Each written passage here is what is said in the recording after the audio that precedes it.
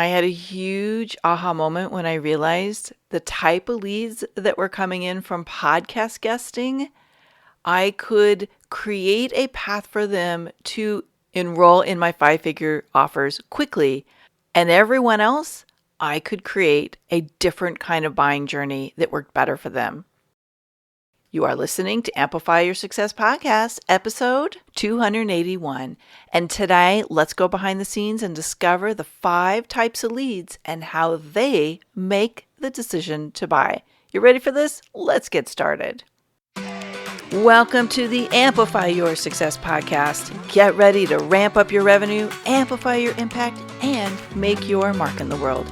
This is the show for experts, thought leaders, and service professionals who want to shatter their limits and achieve that next level. You're going to find out from other experts and influencers how they made it. Now, let's get amplified.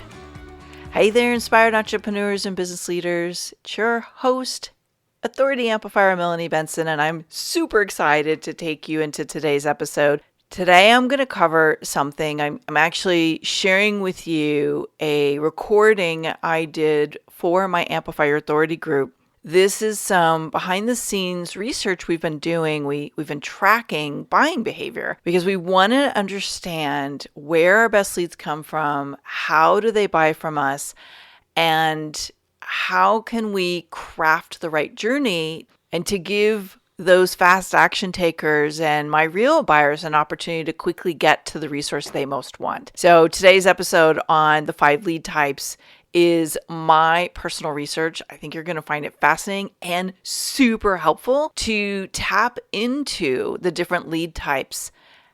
I have been hearing a lot of people talk about, hey, Melanie, I'm on podcast, but I'm not getting the fast action takers. And there's a lot that goes into it. I'll unpack some of it in today's episode, but there are some critical mistakes that a lot of experts have been making and they don't even realize it. And that's why I've decided to revamp and bring back my guest expert system. I'm super excited to open the doors for the new and improved version. It's bringing in some of the advanced things I've learned about leveraging other people's audiences like podcasts and the little tweaks you need to make to get a big burst of client revenue, to attract more opportunity, to turn some of those great conversations into collaboration partners. There's just so much that happens. And it's all in my guest expert system. I've been averaging $125,000 a year, if not more some years, from the revenue coming in through podcast guesting. I can turn that up as much as I want, and I'd like to show you how to do that too. So if you're interested in leveraging other people's audiences like I do and get that fast pass to great clients steadily flowing into your business, head over to guestexpertsystem.com so I can show you how to put the system into action for you. Now, let's get into today's episode. I don't know if you've noticed this, but there are different ways that people find out about you and choose to work with you. I call them the way leads buy. And today, what I want to do is I want to explore these 5 types of leads with you because I want to bust a myth that people don't buy from podcast guesting. That is when you are guesting on someone else's podcast or virtual show. What I'm learning, having studied this for 5 years, is that not all people buy the same way. Like there are different buying patterns that a potential client may go through. And when you recognize this, you'll do a better job of first of all, acknowledging the real power of being on other people's podcasts. And then secondly, how to navigate the different kinds of leads and maybe make a couple of adjustments that are going to have a huge impact. So today, I'm going to take a little slice of my guest expert system and teach it to you and share it with you what I've been learning because I'm finding this really fascinating. And I was sharing this with my team and they're like oohing and ahhing and like, wow, are you going to share this in somewhere? I'm like, yeah, let's make it part of guest expert system. And so what I'm going to do is I'm going to share with you what I've discovered in these 5, I like to call them lead types, and how, and I can't unpack all of it in the little bit of time we have here. But if you are thinking, wow, okay, this Melanie's onto something here, or you're starting to recognize, I don't really know that my business is set up to navigate the other buying styles, this might be really helpful for you to know that there are certain offers that work better for these different lead types. And if you're looking to monetize the visibility, not just of guesting on other people's podcasts, but of your own podcast, of your own authority platforms, then you're going to love this. So let me first of all say, I've been kind of researching and watching. I'm a researcher, and there's a part of my personality that likes to like track and see what works and what doesn't. It's part of like optimizing results. And I started to notice that I had a couple of patterns in somebody who heard me talk on someone else's stage or podcast and how they decided to buy from me. And so I got really curious about, wow, maybe there are other patterns at play here. And I kind of put them into 5 key categories or types. Now, I want to be in full disclosure. You may recognize in yourself or other people that they buy differently. That may be true. This is what I've noticed. I'm finding it super helpful in looking at how to help people in the guest expert system pick the right podcasts and audiences to be in front of, design the right topic and the right client journey when somebody's interested and they ask for more. If we recognize that these 5 types need different roadmaps, if you will, to become a buyer. So here's the 5 types, and I'll unpack them a little bit more. So they're action taker, the binger, the skeptic, the lurker, aka the long lead, and the DIYer. So here's what I've been noticing about them. First of all, here's what the action taker is. The action taker is somebody who, I mean, these are like great buyers for all of us, right? They know what they want. They aren't afraid to make quick decisions, and they are going to jump on whatever you put in front of them if it's right for them, if it's something they're looking for. So action takers are awesome.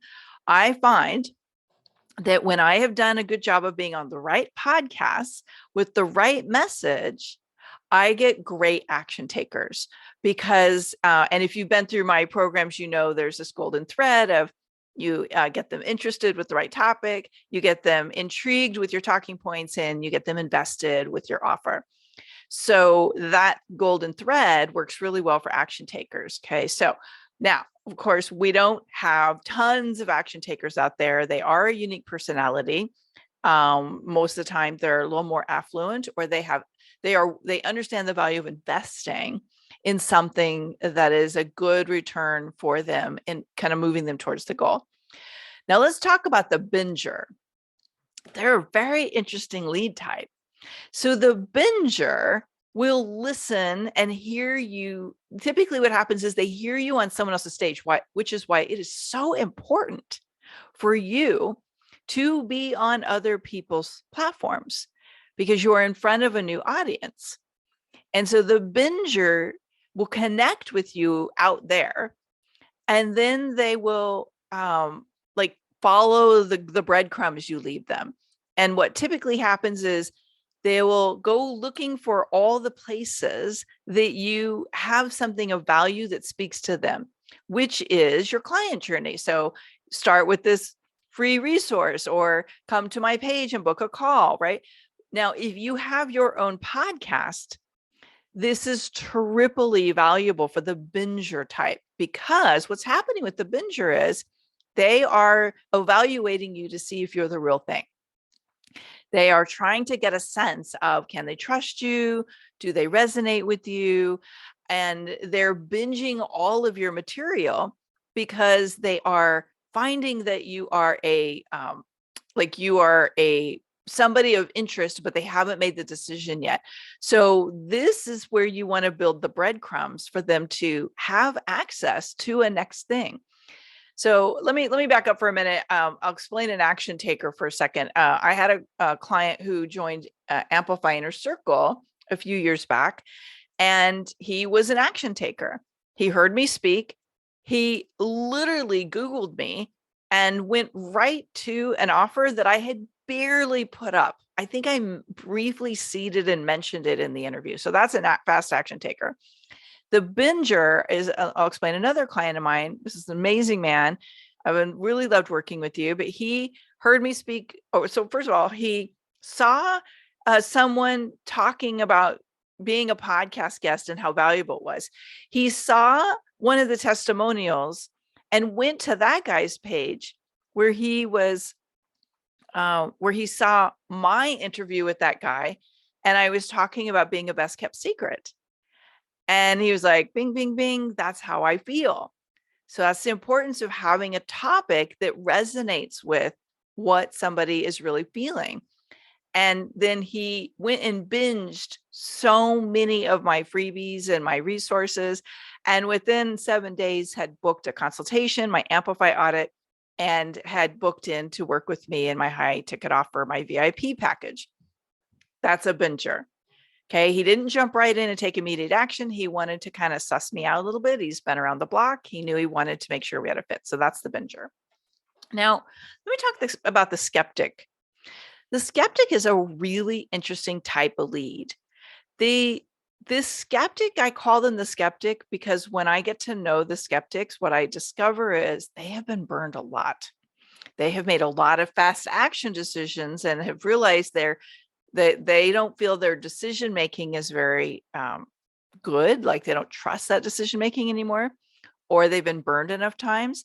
And so the skeptic will get on your list because they know you've got something value. They'll listen to you, they'll check out your stuff, they'll follow you on social media, but because they've been burned, they don't take immediate action.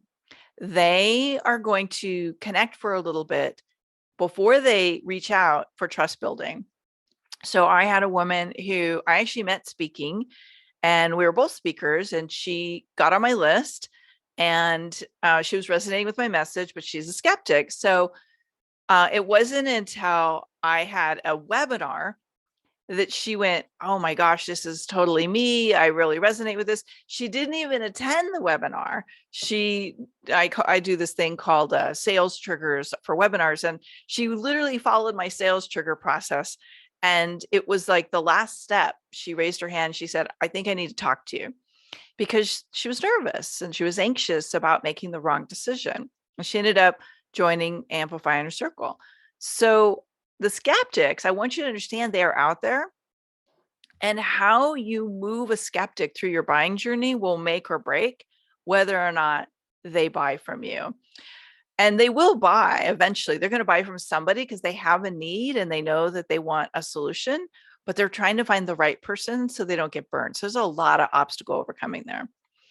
Now, the fourth type is, I lovingly call them the lurkers.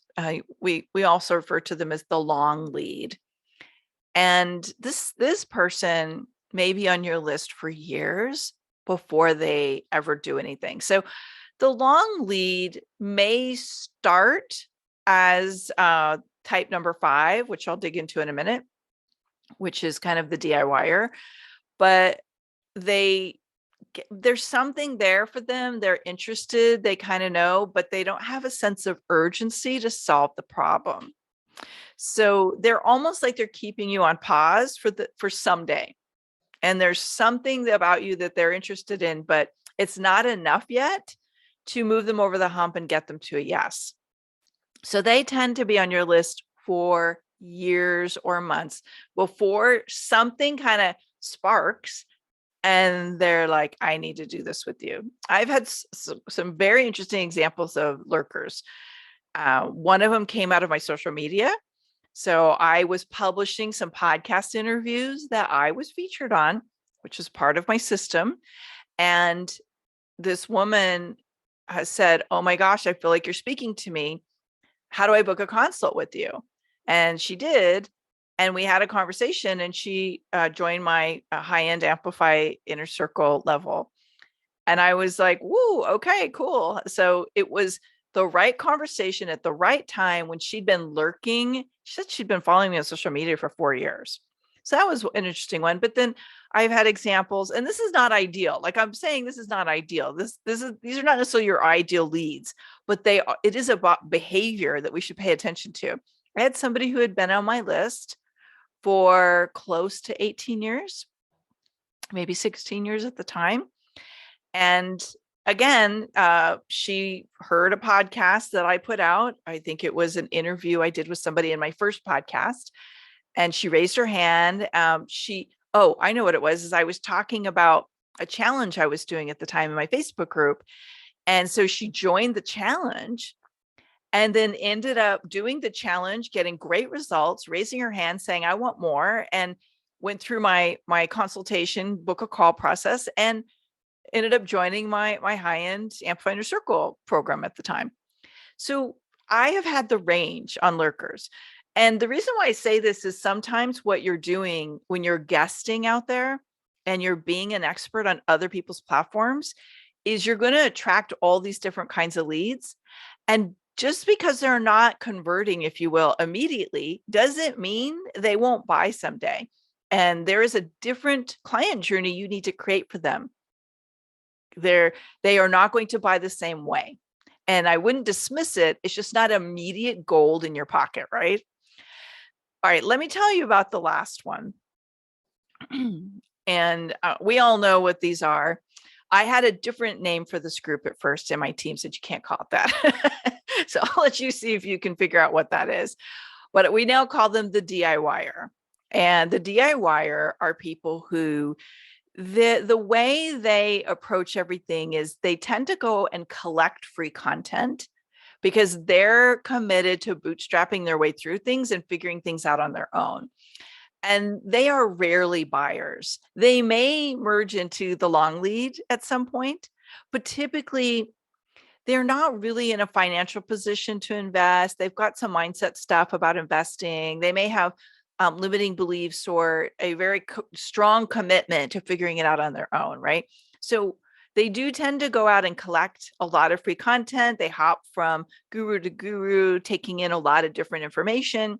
They try to put all the puzzle pieces together and figure it out. And it rarely works, but because they're so committed to doing it on their own, they don't ever buy. If they do buy, it's something really, really small. And then they kind of go through that same process. Now, the reason why I want to bring these into the 5 types is because there will be certain audiences where you get in front of a lot of DIYers. And so part of what's really important is a big piece of guest expert system is you need to understand what audiences are the right audiences for you. Okay. So I personally have had this happen where I was like, oh, I was on the wrong stage there. I've told many stories about that. And it's helped me really hone like which audiences are really good for me and which ones aren't. And sometimes it's worth taking a risk. Like I remember early on in my podcast guesting, I had somebody I didn't know, never heard of before, reach out and he says, hey, I've got a new podcast. Would you be interested in being on it? And at first I was going to say no. And then I'm like, oh, what the heck? Like, I'll give it a whirl. I wasn't super busy at the time. And I got like 3 clients within the first 30 days from that podcast. And so it was the right audience, even though he was newer at podcasting. And so that's why it's really important to learn how to evaluate what's important to you about podcast guesting and what do you want out of it. And then fine tune the podcasts and the shows that you're on from your criteria. Okay. So if you're like, wait, how do I do that? It's a whole process. It's very simple, but there is a different way of making decisions than most people do. And it's part of the templates in Guest Expert System. If you're joining us, of course, I will make sure you have access to all that. And I think it's really liberating to have a way to understand that. So first of all, I'm curious if you have noticed a certain kind of buyer that's coming in through your current client attraction processes. If it's one of these 5, I'd love to hear about it. If you find that it's lots of DIYers, just know we all have that. Your job is to really understand how to build the right client journey to give the different types of leads the right trigger to say yes, to make that buying decision that they're wanting to buy. Because look, like if they have the problem and they're searching for solutions, if it's not with you, they're going to buy from somebody else, right? So it behooves us to understand the different way that people buy and make sure you've got something in place that will help them feel connected to you, that resonant energy, that resonance that they're looking for, and recognizing that you have an expertise that they need so that they can get past whatever resistance there and say yes to you. All right. So if you are interested in Guest Expert System, we are just opening the doors to the new and improved system, guestexpertsystem.com, if you want to check that out. And I am very excited to take an exclusive group through this, because being on podcasts is one of the best ways to amplify your authority and rapidly grow the leads that are flowing into your business, into your offers. And then, you get to do the other work of making sure that you have the right path for them to follow so they can move from being intrigued to being invested in working with you. All right. If you've got questions and you're joining me live, just jump in at the bottom, pop them into the comments, and tell me what's on your mind about the leads flowing into your business and what you need to know to help them become your best new clients. Okay, bye for now. Thanks for tuning in today, Amplifier. Be sure to join us right now in the Amplify Your Authority community at authorityamplifiers.com, and I'll share my 7 proven tips to be a highly paid expert that stands out in a crowded market. Plus, we're going to keep this conversation going, and I want to hear from you how you're going to amplify your authority and make a greater impact. Before you go, please take a minute to give our show and our guests some love over on your favorite podcasting platform. Subscribe, rate, and review. Leave your full name, and I'll spotlight you and your authority on social media.